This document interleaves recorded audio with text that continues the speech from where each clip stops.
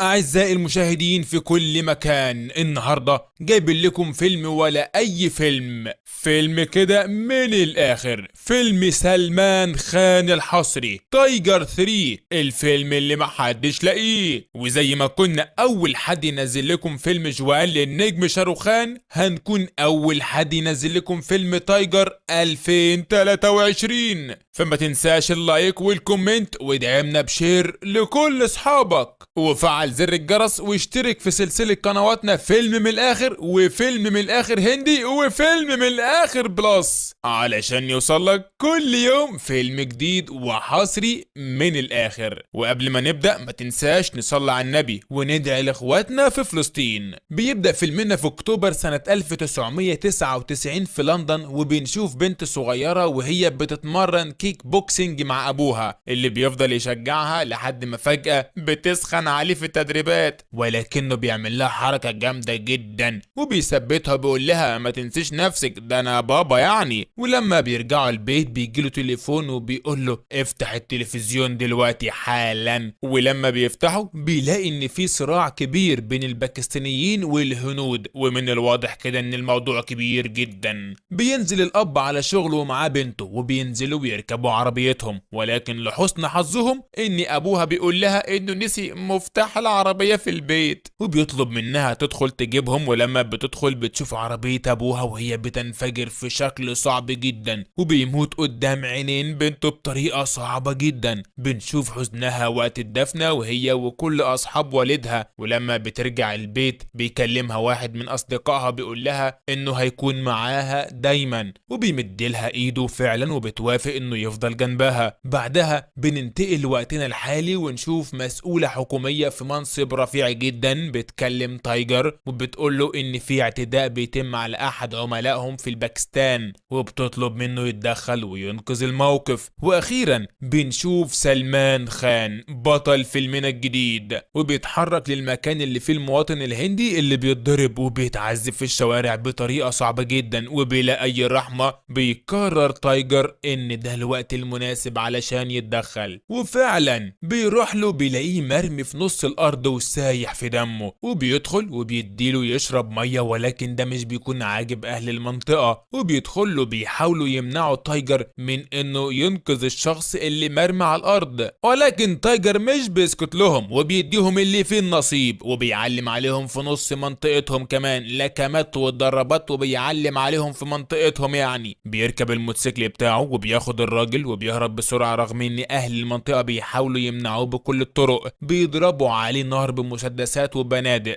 ولكنه بيهرب منهم بصياعة جدا وما بيكونش حد عارف يمنعه من الهروب، لحد ما بيوصل لسطح مبنى من المباني. في اللحظة دي بتوصل قوات الدعم وبتتدخل الهليكوبتر وبينقذوا الراجل من الموت. لكن الاشرار بيحاولوا يمنعوه وبيوجهوا قذائف الار بي جي على الطيارة اللي تنجو في اخر لحظة. في الوقت ده بيوصل الاشرار وبيحاولوا يطاردوا تايجر من جديد، رغم ان عددهم كان كبير جدا، ولكن تايجر بيقدر يهرب منهم وبيكون واضح انه عارف الطريق ومخطط للهروب قبل ما يبدأ عمليته. وبيتحرك لسطح الجبل وبينط جوه الطيارة الهليكوبتر. بينجح بطلنا تايجر وبيهرب منهم، واول ما بيدخل الطيارة بيتكلم مع شيلد وبيطمن عليه وبيحاول انه يطلع منه باي معلومة قبل ما يموت، ولكن للأسف بيودع شيلد الحياة وبيموت. بعدها بيروح تايجر لاستراليا علشان يطمن على جونيور ابنه اللي بيكون واضح عليه انه تعبان جدا، ولكنه بيخف اول ما بيشوفه وبتترسم ابتسامته مرة تانية. بيستأذن الدكتور بسرعة بيقول لهم ان جونيور هيبقى كويس ان شاء الله. فبيستغرب تايجر انه مشي بسرعة كده ولكنه بيطنش. واول ما بينزل الدكتور بتقوم زويا مرات تايجر بتحضنه حضن مطارات جامد جدا، وبياخدوا عربيتهم وبينزلوا، وفي الطريق بيفضلوا يفتكروا احلى الذكريات ما بينهم، وهو بيقضي وقت حلو جدا بره البيت. ولما بيرجعوا بيدخل تايجر يفتح علبة التلسكوب اللي كان جايله هدية من زويا، وبيقضي وقت حلو جدا مع جونيور وزويا اللي بتكون بتصور كل لحظة جميلة بينهم. بعدها بيدخلوا يتفرجوا على التلفزيون، ولكن للأسف بيسمعوا خبر بيغير مودهم، وهو ان الصراعات بتكبر بين الهند وباكستان. على طول بيروح تايجر يتكلم مع نانسي، وبنعرف انها دبلوماسية رفيعة المستوى، وبتكلفه بمهمة جديدة وبتديله كل التفاصيل اللي هيكون محتاجها، وبتوري له صورة جبران اللي بيتكلف تايجر بتأمينه، وبتعرفه انه هيكون مستهدف من اكبر العصابات المافيا الدولية في روسيا. بننتقل لروسيا، وهناك بنشوف جبران وهو بيستلم الميموري المطلوب نقلها. بعدها بيتحرك في منتهى الهدوء، ولكنه مش بيكون شايف ان في حد بيراقبه، ولكن تايجر بيكون شايف كل ده ومتابع جبران بطريقته. بعدها بيتحرك جبران وبيركب الترام، وبيركب معاه الشخص اللي بيراقبه وتايجر طبعا، ولما بيقرب منه بنشوفه ماسك سلاحه وبيكون رايح علشان يخلص على جبران. يا ترى هيخلص عليه ولا لا؟ قبل ما نعرف ما تنساش تدعمنا باشتراك في القناة وتفعل الجرس علشان يوصلك كل جديد. دعمك وتشجيعك لينا هم اللي بيخلونا نكمل ونجيب لكم كل الحصريات.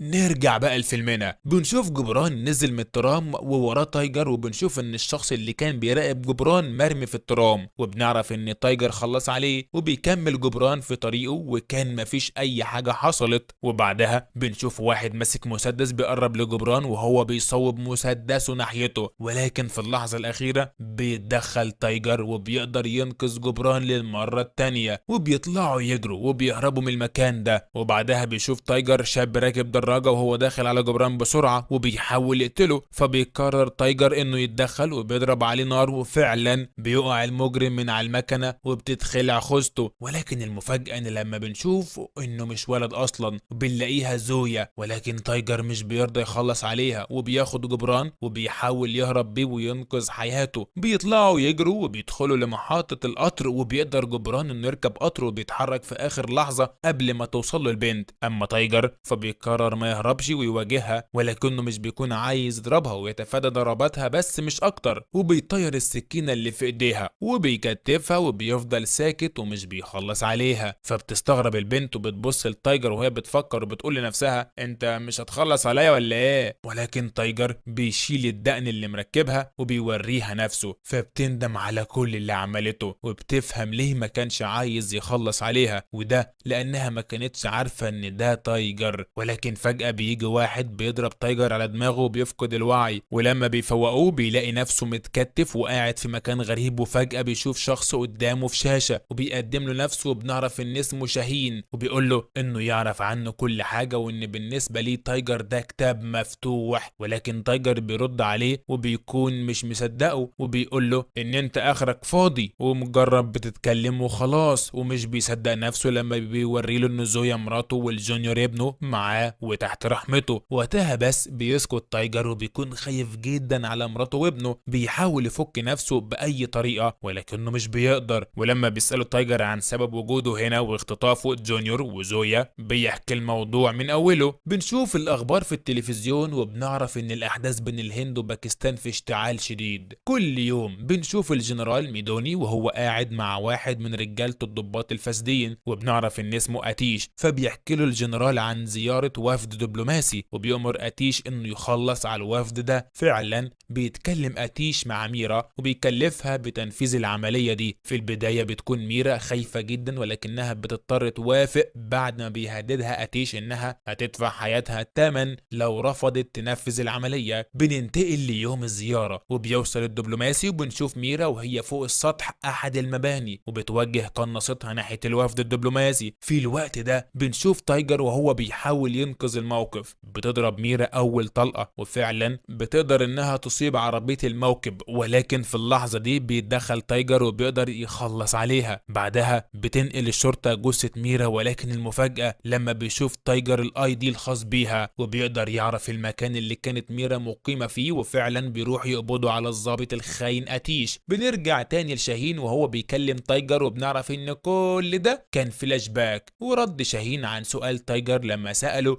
انت ليه جايبنا هنا؟ بيكمل شاهين كلامه بيهدد تايجر اللي بيكون شايف جونيور زويا في حالة صعبة، وبنعرف ان الدكتور ده كان من رجالة شاهين وانه كان مزروع في بيت تايجر وان كل دي خطته مش صدفة. بعدها بنروح لتركيا وبنشوف تايجر وزويا وهم في طريقهم علشان يقابلوا العم أردوغ وولاده الاتنين باتو وفريدي، وبنشوف ان باتو عبقري ومهووس بالتكنولوجيا، فبيتكلم تايجر مع العم أردوغ وبيقول له على تفاصيل العملية الجديدة. وبنعرف ان في وفد صيني في الطريق لتركيا، وبيقول لهم تايجر ان مهمتهم ان هم يسرقوا خزنة لي الدبلوماسية الصينية، ولكن المشكلة ان الخزنة دي مش بتفتح غير ببصمة عين لي. وهنا بيقول لهم باتو ما تشيلش هم، وبيديه خاتم وبيقول له ان الخاتم ده متركب فيه جهاز يسحب بصمة العين. وعلى طول بيتفقوا على الخطة، وبيكلف تايجر زويا انها تدخل الحمام اللي بتقعد فيه لي وتحاول تسحب منها بصمة العين بأي طريقة. وفي يوم التنفيذ بتدخل زويا الحمام مع لي وبتحاول تمثل عليها وتتعامل معاها عادي، ولكن لي بتكون مستغربة ازاي زويا دخلت هنا اصلا، وبتعرف ان في حاجة غلط بتحصل. فعلا بتدور معركة شرسة جدا بين لي وزويا. وايه ده؟ يا نهار ابيض، الحمد لله اني بشكير وما وقعش. في الوقت ده بيكون تايجر بيتسلل المكان وبيحضر منفذ الهروب وبيزرع متفجرات في المكان، وفي الوقت ده بتكون قدرت زويا انها تخلص على دي وبتقدر تسحب منها بصمة العين بكل سهولة. اما تايجر فبيكون قدر يوصل الخزنة، ولكن لسوء الحظ بيضرب جرس الانذار وبتدخل قوات الشرطة، ولكنهم مش بيقدروا على تايجر القوي وفعلا بيخلص عليهم كلهم. وبيخرج من المكان وهو بيروح يركب العربية مع فريدي وبيحاول يهرب، ولكنه بيلاقي الشرطة في كل مكان والدور بينهم مطاردة قوية جدا. لكن بيقدر تايجر انه يشتت الشرطة، وبسرعة بينزل فريدي من العربية ومعاه الحاجات اللي سرقوها من لي، وبيخرج تايجر للشرطة علشان يشتتهم عن فريدي. في الوقت ده بيكون العم أردوغ وباتو وزويا مستنيين فريدي يوصل، ويا ريته ما وصل. بتخونهم زويا وبتهددهم بمسدسها وبتاخد الحاجة وبتمشي. اما تايجر فبتخبطه عربية الشرطة وبينزل من عربيته بيسلم نفسه. وده في الوقت اللي بنشوف فيه زويا وهي بتقابل الزعيم شاهين في مكان مهجور، بيتفاوض معاها وبيقول لها حمد لله على السلامة، فين الحاجة؟ فبتقول له لما اشوف ابني الاول. فبينده على رجالته فبيظهروا معاهم جونيور، ولما بتشوف جونيور بتديله الشنطة وبيشكرها على اللي عملته وبيقول لها انها ساعدته جدا، وبينده على رجالته وبيرجعوا لها ابنها جونيور وبيمشي. بعدها بنشوف قوات الشرطة وهم ماسكين تايجر وبيسلموه للقوات الباكستانية وبيترحل لباكستان، وبنشوف قوات الباكستان بتعذب تايجر بمنتهى الوحشية. وفي الوقت ده اللي بتكون فيه نانسي بتتابع قضية تايجر وبتحاول تشوف حل للمشكلة اللي هو فيها، وبتتكلم مع العم أردوغ وأولاده باتو وفريدي، وبتتابع القضية مع رئيس وزراء الهند بنفسه. في الناحية التانية بيشتكي الضباط الباكستانيين للجنرال وبيقولوا له ان هما مش عارفين يطلعوا من تايجر بأي معلومة، ولكن بتتغير كل حاجة لما بيدخل شاهين وبيظهر قدام تايجر لأول مرة وش لوش. بنشوف نظرة تايجر لشاهين، شكله كده ناويلك ناس سودا، انا لو مكانك اخلع والله العظيم. ولكنه بيستغل ان تايجر مربوط وبيقول له مراتك حلوة وساعدتني، وبيسيبه وبيمشي. بنشوف الضباط الباكستانيين وهم في بيت العم أردوغ وبيهددوا اولاده، وبيعدي الوقت بصعوبة على تايجر، لا بياكل ولا بيشرب،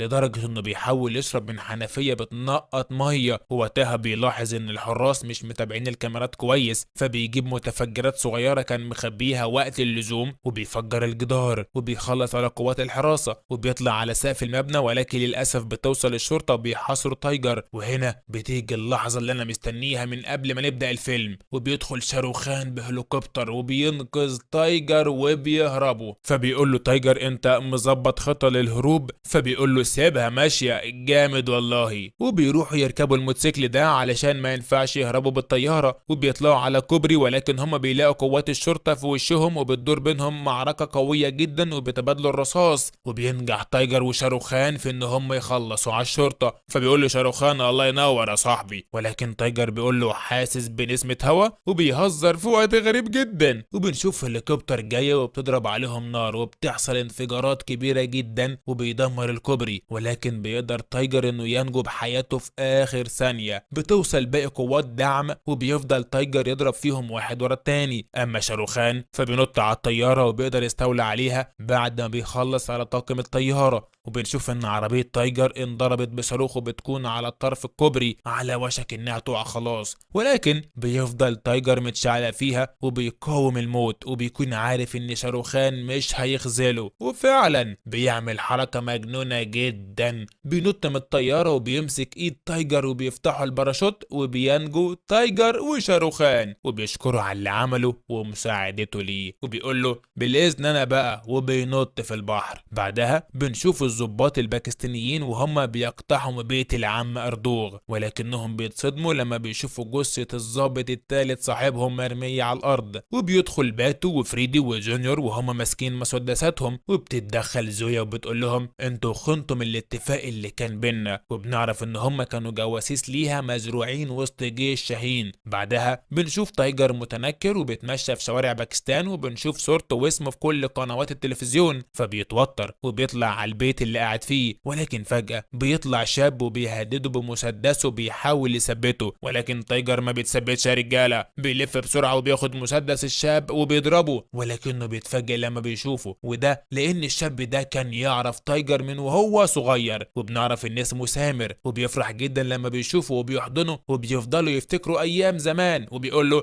انا عايزك معايا في العملية الجاية، وبيوافق طبعا. بعدها بيتكلم تايجر مع زويا والعم اردوغ وبيطمنوا على بعض، وبيحكي لها انه قابل سامر، وبيقول لها على اخر المعلومات اللي وصل لها وتفاصيل العملية الجديدة. كمان بيحكي له واحد من الضباط الباكستانيين عن شاهين، وانه بيتعاون مع العقيد الباكستاني زوان، وبيقول لهم تايجر انه محتاج معلومات اكتر عنه وعن المكان، وفعلا بيقولوا له كل التفاصيل. وبيتفق تايجر مع الضباط ان هم يساعدوه في دخول المعسكر وبيوافقوا. في اليوم اللي بعده بيقطع الضابط الطريق على عربية من عربيات الجيش وبيوري له كارنيه خاص بيه، فبيقتنع السواق وبيوقف ليه وبيوافق يركبه معاه. ولكن الضابط بيستولى على العربية هو والعم اردوغ وتايجر ورجالته، وبينجحوا في الدخول المعسكر. بعدها بنشوف تايجر وسامر بينزلوا من العربية متنكرين لحد ما بيوصلوا لمطبخ المعسكر، وبيبدأ تايجر في زرع المتفجرات في كل حتة، وده في الوقت اللي بيكون فيه باتو بيركب كاميرات المراقبة اللي في المكان. وبيدخل تايجر وزويا المكتب القائد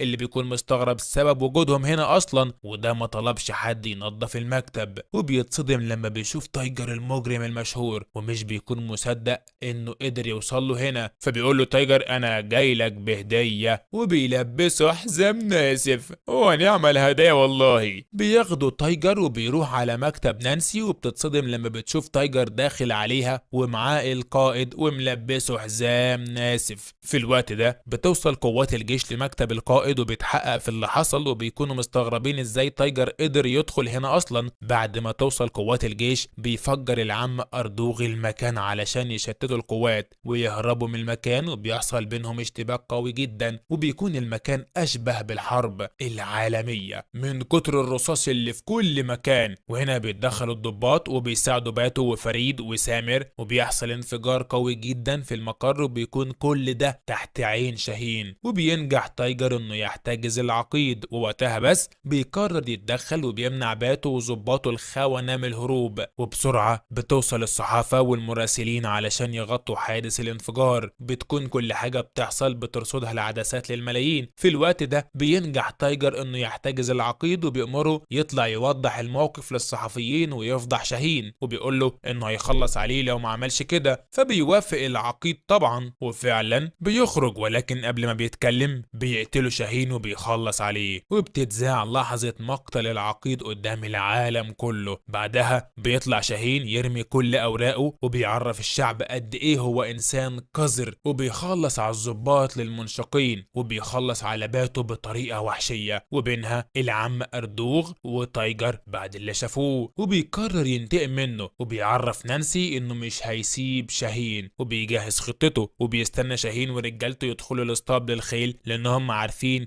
ان تايجر مستخبي هناك. واول ما بيدخلوا الممر بيضرب نار جنب الاحصنة علشان يثوروا، وبيفتح لهم الابواب وفعلا بتدوسهم الخيول وبيقعوا. وهنا بيتدخل تايجر وبيمسك شاهين وبيسيطر على المكان هو ورجالته، ولكن بتحصل حاجة مش متوقعة وبيوصل سامر، فبيمسكوا رجالة شاهين وبيتقلب الموقف وبيسيطر شاهين ورجالته على المكان. ولكن الصدمة ان سامر بيكون لابس حزام ناسف وبيقرر يفدي تايجر بروحه وبيحاول يفجر نفسه في شاهين، ولكنه بيفلت منه في اخر ثانية وللاسف بيموت سامر. بسرعة بيتحرك شاهين ورجالته ومعاهم تايجر لحد ما بيدخلوا في مخزن كبير، وبيقرر تايجر ان دي اللحظة المناسبة، وفعلا بيضرب شاهين وبيخلص على رجالته. في الناحية التانية بتقدر زويا تنقذ نفسها وتخلص على باقي رجالة شاهين، وبتطلع نانسي قدام الملايين وبتفضح شاهين وبتحكي عن بطولة تايجر، وبتحاول تهدي النزاع اللي بين الهند وباكستان بعد ما العالم كله شاف ان كان في جهات متطرفة بتحاول تشعل الفتن. في اللحظة دي بيخلص تايجر على شاهين وبيخلص العالم من شره، وبتوصل زويا وفي عينها غل وكره السنين لشاهين وبتشوفه وهو بيموت قدام عينيها، وبيخرج تايجر وزويا منتصرين وابطال في عين العالم كله. وبكده بينتهي فيلم من اقوى افلام القرن حرفيا. سلسلة افلام تايجر هتلاقيها عندنا وبس، فما تنساش لايك وكومنت ودعمنا بشير لكل اصحابك وفعل زر الجرس واشترك في سلسلة قنواتنا فيلم من الاخر وفيلم من الاخر هندي وفيلم من الاخر بلس علشان يوصلك كل يوم فيلم جديد وحصري من الاخر. سلام.